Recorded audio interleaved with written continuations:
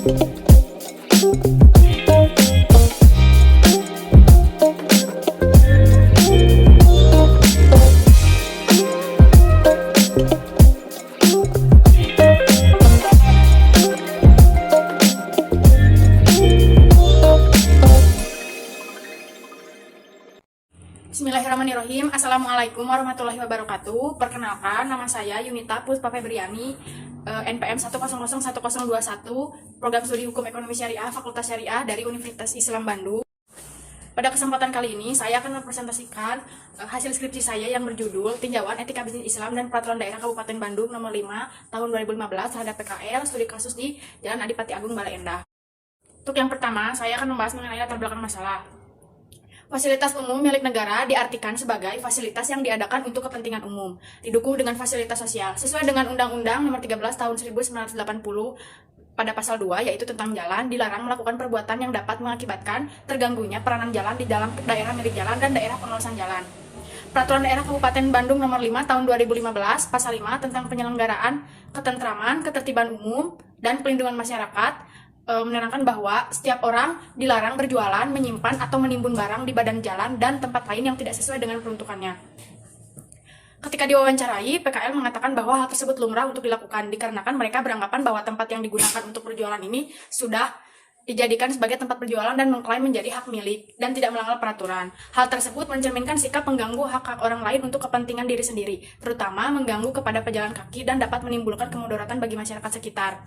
Islam telah mengajarkan kepada kita semua tentang bagaimana membangun sebuah tatanan kehidupan baik itu dalam segi ekonomi, sosial maupun politik yang dibenarkan dalam syara.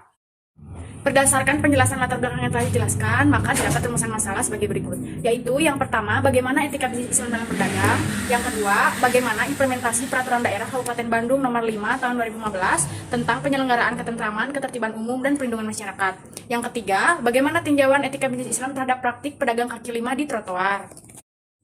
Selanjutnya, saya akan membahas mengenai metode penelitian. Metode penelitian yang digunakan yaitu metode penelitian kualitatif deskriptif dengan pendekatan penelitian hukum normatif sosiologis. Jenis data penelitian yang digunakan yaitu penelitian lapangan. Sumber data penelitian yang diperoleh yaitu data primer dan data sekunder. Data primer diperoleh secara langsung melalui observasi dengan melakukan wawancara. Data sekunder diperoleh dari salinan Peraturan Daerah Kabupaten Bandung Nomor 5 Tahun 2015. Selanjutnya yaitu teknik pengumpulan data. Teknik pengumpulan data dilakukan dengan cara wawancara, diperoleh secara langsung melalui observasi di Jalan Adipati Agung dengan melakukan wawancara dengan PKL, masyarakat, Satpol PP, dan tokoh agama. Lalu dokumentasi, yaitu berisikan dokumen-dokumen yang mendukung yaitu mengenai salinan peraturan daerah. Lalu studi kepustakaan yang dilakukan untuk mengadakan studi penelaahan terhadap buku-buku, literatur, dan yang lainnya. Lalu teknik analisis data. Teknik analisis yang digunakan yaitu deskriptif kualitatif dengan menggunakan metode berpikir induktif. Yang selanjutnya membahas mengenai analisis. Dalam pelaksanaan etika bisnis Islam, ada beberapa prinsip yang harus dianut oleh pelaku bisnis, yaitu yang pertama kesatuan. Yang artinya yaitu Allah Subhanahu wa Ta'ala menetapkan batas-batas tertentu atas perilaku manusia sebagai khalifah untuk memberikan manfaat pada individu tanpa mengorbankan hak-hak individu lainnya. Yang kedua yaitu keseimbangan dan keadilan. Bertindak secara adil berarti mengetahui hak dan kewajiban, mengerti mana yang benar, mana yang salah, bertindak jujur dan tepat menurut peraturan dan hukum yang telah ditetapkan secara tidak sewenang-wenang. Islam sangat menganjurkan untuk berbuat adil dalam berbisnis dan melarang berbuat curang atau berlaku zalim. Selanjutnya yaitu kehendak bebas. Sebagai khalifah di bumi, manusia memiliki kebebasan untuk mengarahkan kehidupannya pada tujuan yang diinginkannya. Namun, kebebasan tersebut bukan berarti kebebasan yang tanpa mempunyai batas. Seseorang akan memilih mana yang harus ia jalankan dan ia pun harus menanggung konsekuensinya secara utuh. Yang selanjutnya yaitu pertanggungjawaban. Pertanggungjawaban dilakukan kepada dua sisi, yaitu kepada Allah Subhanahu wa Ta'ala dan kepada manusia. Sebagai seorang muslim, harus berbuat yang terbaik dalam segala urusan, karena akan dipertanggungjawabkan kepada Allah Subhanahu wa Ta'ala di akhirat nanti. Selanjutnya yang terakhir itu membahas mengenai prinsip kebenaran, kebajikan, dan kejujuran. Sikap ini dalam khazanah Islam dapat dimaknai dengan amanah. Maksud amanah adalah mengembalikan hak apa saja kepada pemiliknya, tidak mengambil sesuatu melebihi haknya dan tidak melebihi hak orang lain. Yang selanjutnya yaitu pembahasan mengenai hasil penelitian. Berdasarkan tinjauan etika bisnis Islam terhadap praktik pedagang kaki lima di trotoar, yaitu berprinsipkan yang pertama yaitu kesatuan. Para pedagang niat berjualan ikhlas mengharapkan ridho Allah, tujuannya tidak hanya keuntungan semata, atau dalam niat lillahi ta'ala. Yang kedua yaitu para pedagang tidak sesuai dengan prinsip keseimbangan atau keadilan karena tidak bisa mengontrol diri dari perbuatan yang melanggar batas dengan mengambil hak pejalan kaki dan mengganggu kenyamanan masyarakat sekitar. Yang ketiga yaitu pertanggungjawaban. Pedagang dalam makanan atau barang yang mereka jual tidak terdapat bahan yang berbahaya atau mengandung haram. Sikap ini sesuai dengan prinsip pertanggungjawaban karena seorang muslim harus berbuat yang terbaik dalam segala hal, khususnya dalam menjual barang dagangannya karena akan dipertanggungjawabkan kepada Allah Subhanahu wa taala di akhirat nanti. Yang selanjutnya yaitu prinsip kehendak bebas.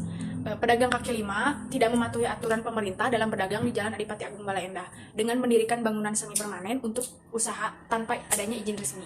Kebebasan adalah bagian dari nilai etika bisnis Islam, tapi kebebasan itu memiliki batas. Selanjutnya yaitu kebenaran, kebajikan, dan kejujuran. Para pedagang sudah mengedepankan kebenaran dan kejujuran dalam bahan makanan yang mereka jual, tidak mengandung bahan berbahaya atau haram jika dikonsumsi.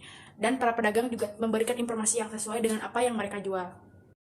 Yang selanjutnya yaitu kesimpulan.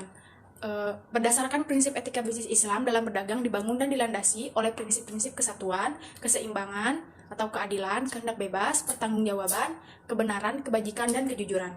Yang kedua yaitu implementasi Peraturan Daerah Kabupaten Bandung Nomor 5 Tahun 2015 tentang penyelenggaraan ketentraman, ketertiban umum, dan pelindungan masyarakat, yaitu pelaksanaan yang dilakukan Satpol PP sebagai aparat pemerintah daerah ini dilakukan secara tidak merata, sehingga menimbulkan banyaknya pelanggaran oleh pedagang, yaitu membuat memasang bangunan dan berjualan di badan jalan dan trotoar. Yang ketiga, berdasarkan tinjauan etika bisnis Islam terhadap praktik pedagang kaki lima di Jalan Adipati Agung Bale Endah, bahwa para pedagang harus menerapkan prinsip etika bisnis Islam, yaitu kesatuan, keseimbangan, keadilan, kehendak bebas, pertanggungjawaban, kebenaran, kebajikan, dan kejujuran.